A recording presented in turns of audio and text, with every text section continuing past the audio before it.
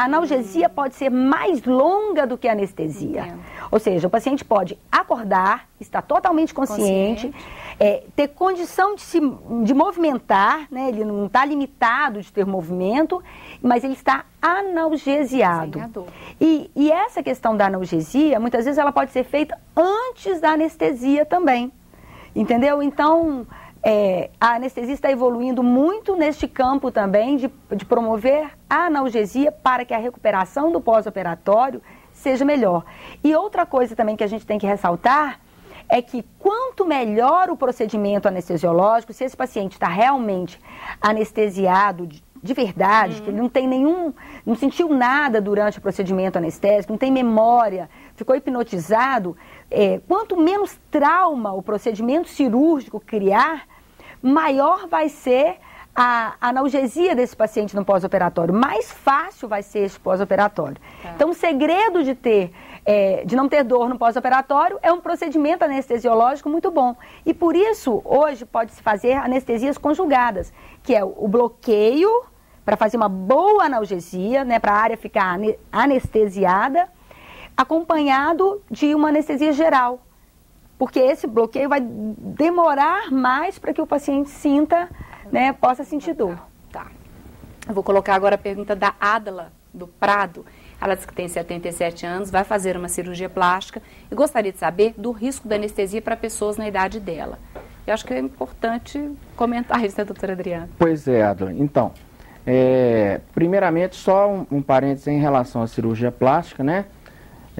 Muitas vezes a gente corre o risco de cair naquela questão da banalização do ato cirúrgico, né? Porque há hoje em dia uma certa facilidade em se realizar procedimentos, especialmente cirurgia plástica. Não apenas, mas especialmente cirurgia plástica.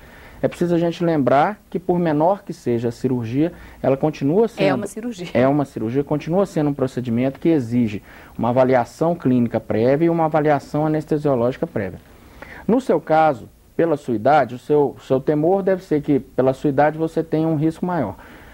O que precisa é que o anestesista certamente sabe as características que o paciente idoso tem de diferentes em relação aos outros pacientes, como sabe da criança, como sabe da gestante, enfim, dos grupos de pacientes especiais, e vai poder tratar e promover e facilitar a melhor anestesia para o seu estado clínico, né? Então você tem que consultá-lo, conversar com ele, colocar suas dúvidas para ele, ele vai te responder, vai te conhecer, vai ver a sua ficha médica, o seu prontuário e vai indicar o que for melhor para você em termos de procedimento anestésico. Ou seja, nesse caso é fundamental essa consulta pré-anestésica. Na verdade, Márcia, em todos os casos seriam, né? Mas se ela está já em dúvida, se ela está insegura, pois e aí eu vou até colocar uma dúvida, porque como você citou lá no primeiro bloco, às vezes não é a própria pessoa que vai definir o anestesiologista, o anestesista dela, porque ele faz parte de uma equipe ou daquele hospital. Isso. Então, como que ela vai fazer para chegar nesse anestesista? Ela não tem opção de escolher o anestesista. Isso. Né?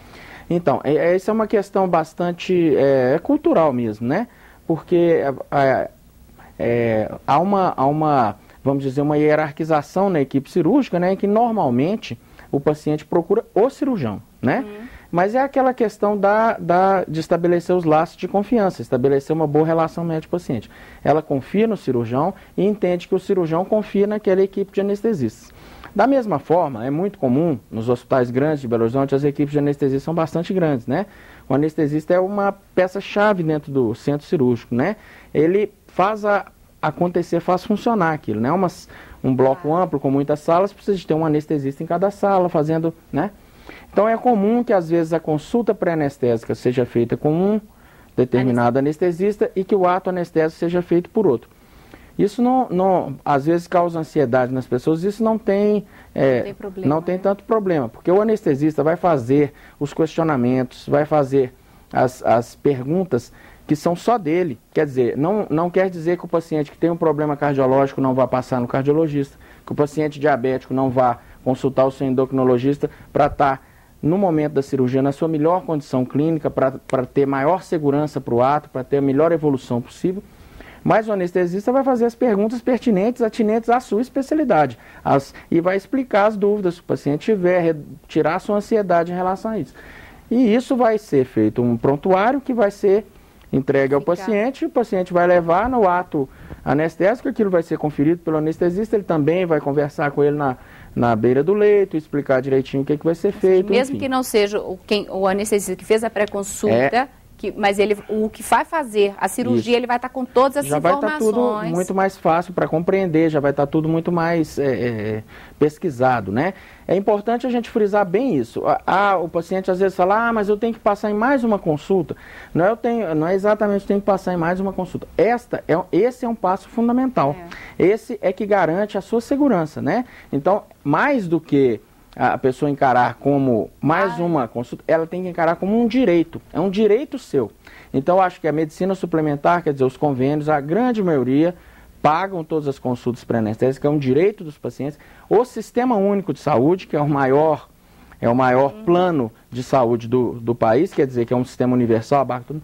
Os grandes hospitais de Belo Horizonte, não vou citar aqui, mas os grandes, todos que atendem ao Sistema Único de Saúde também já fazem consulta pré-anestésica. Então, preciso que a população entenda isso como um direito seu, a sua segurança. Tá. Vamos continuar daqui a pouco nós vamos acabar de responder também as perguntas que chegaram de casa, porque as dúvidas são muitas. Ok. Tá bom? Anestesia é o tema de hoje, nós vamos para o intervalo, mas fique por aí que a gente volta já já.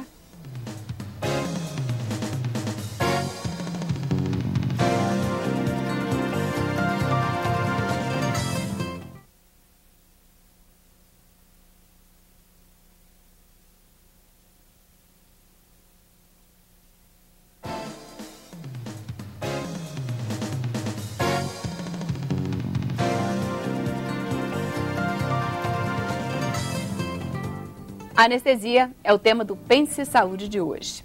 Antes de continuar com as perguntas, eu queria só registrar uma sugestão que o Luiz Antônio, lá de Santa Luzia, deu, que ele gostaria que a gente fizesse um programa sobre hipertensão arterial. Já está anotado, nós estamos fazendo aqui um quadro com sugestões de temas e brevemente devemos fazer, tá?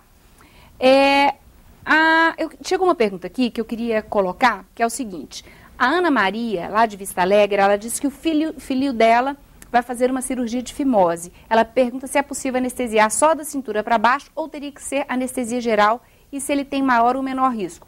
Ela aqui não especificou a idade, mas eu queria saber se tem uma abordagem diferenciada da anestesia quando se trata de crianças. Com certeza, Márcia. Com certeza essa abordagem é diferente.